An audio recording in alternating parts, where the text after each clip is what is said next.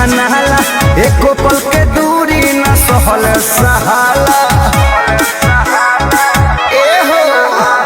होला जब से न त बड़ी छनाला एको पल के दूरी न सहल सहाला आईनी बधारा बस सुना गेहूं काट के हवा वाला मुआ बोलान कर चाट के हवा वाला मुआ बोलान कर चाट के हवा वाला मुआ बोलान कर चाट के हवा वाला मुआ बोलान कर चाट के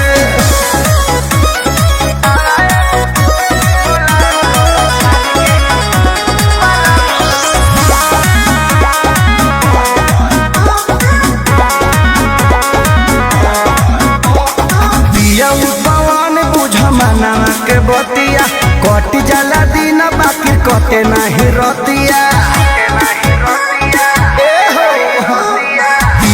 पवन बुझ मनावा के बतिया कट जाला